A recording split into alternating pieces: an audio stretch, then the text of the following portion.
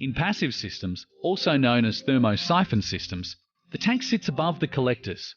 Cold water sinks into the collectors, whilst warmer water rises unassisted from the collectors into the tank.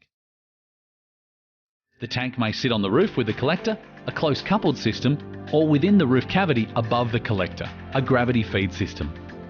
With these systems, the roof support structures must be strong enough to handle weights of up to 800 kilograms.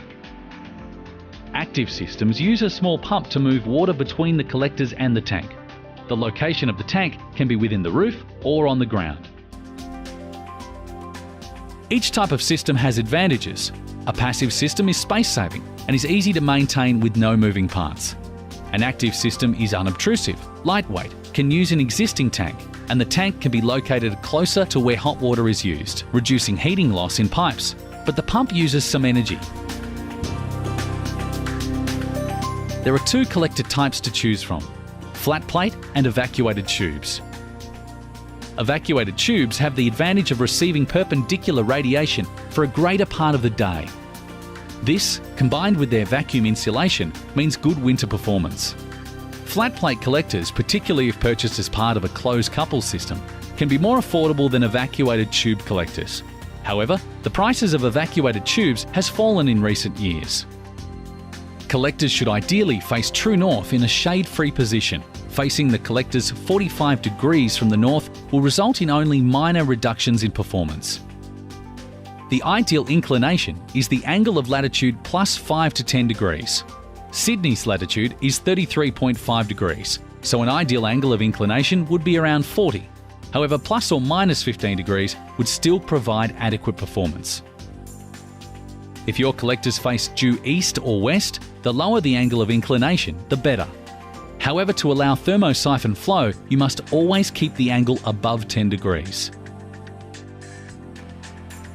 For the correct sizing of your collectors and tank, consult manufacturer's guidelines to see what is best for the climate and household. In places with minor frosts, evacuated tubes may offer enough inbuilt protection. In climates with regular frosts, indirect or closed-loop systems are the most popular and reliable form of frost protection. Instead of water, an antifreeze fluid is heated in the collectors. The antifreeze passes heat onto the water via a heat exchanger. The antifreeze does not come into contact with the household water supply.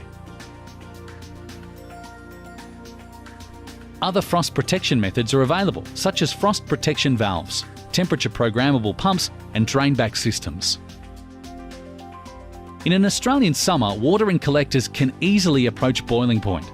This can cause excessive pressure buildup and can damage the lining of vitreous enamel tanks.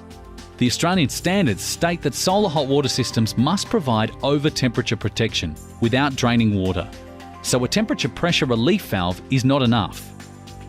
The most common way to prevent overheating in the tank is by automatically stopping the circulation between collector and tank when the tank water gets too hot.